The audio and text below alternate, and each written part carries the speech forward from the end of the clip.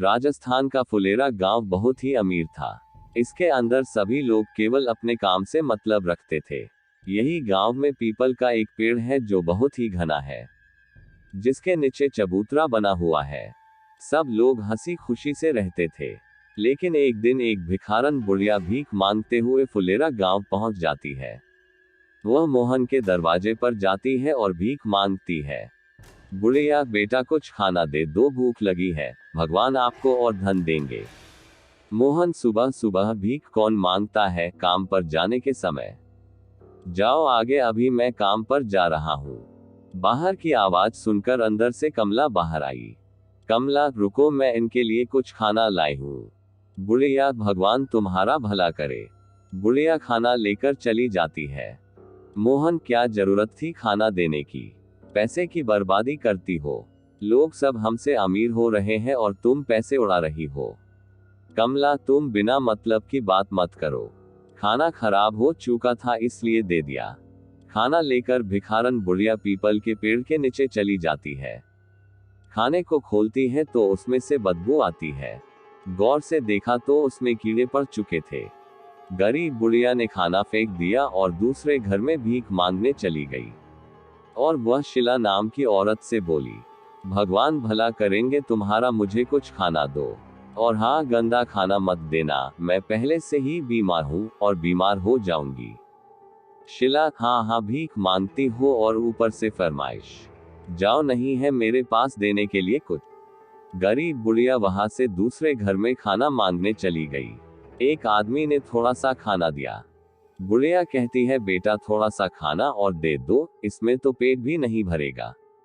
आदमी, देखो हम इससे ज्यादा नहीं दे सकते, महंगाई का जमाना है। गरीब बुढ़िया को गांव के लोगों से इतनी कम भीख मिली कि उससे उसका पेट नहीं ही भरता। कुछ दिन में वह और ज्यादा कमजोर हो गई। बहुत अधिक गर्मी होने के कारण एक दिन बुढ़िया को बहुत जोरों से प्यास लगती है। आसपास पानी ना मिलने के कारण वो लोगों के घर जाकर पानी मांगने लगती है। लेकिन वहां के लोग इतने मतलबी थे कि गरीब बुढ़िया को पानी भी नहीं दे रहे हैं। बुढ़िया, पानी दे दो, कोई मुझे पानी दे दो। उसे कोई भी पानी नहीं देता है। उसे देखते ही वहां के लोग उसे भगा देते थे। लोगों के घर जा जाकर वह बहुत थक चुकी थी, लेकिन उसे एक बूंद पानी भी पीने के लिए नसीब नहीं हुआ।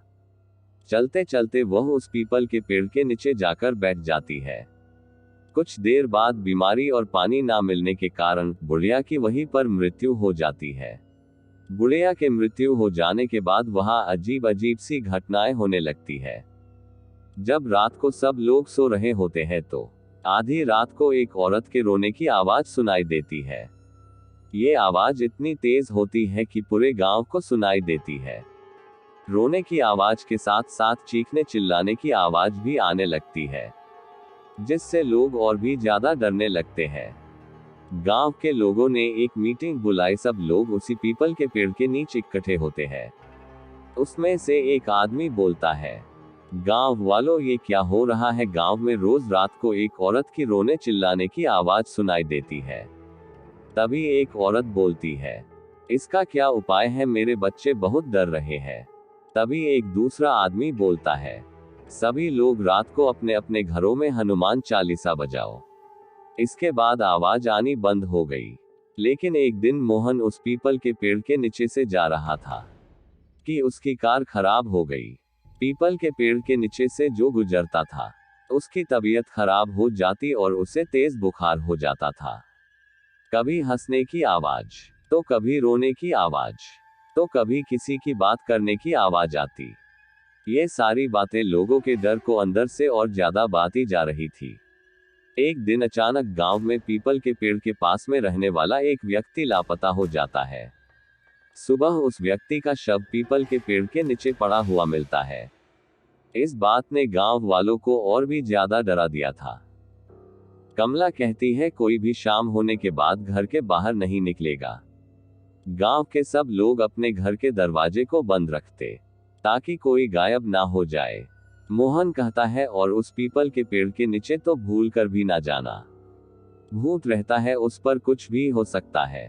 तभी कमला और मोहन के बच्चे बोलते हैं, ठीक है, हम लोग कहीं नहीं जाएंगे। पूरे गांव के लोग बहुत डरे रहते हैं।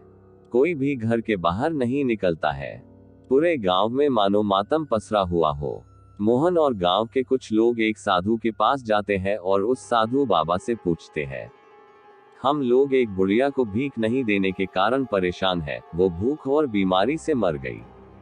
साधु बाबा कहता है, ये सब जो भी हो रहा है उसमें तुम सब गांव वालों की ही गलती है। तुमने एक बीमार और गरीब बुढ़िया को अपने लालच और निर्दयता के चलते मार डाला।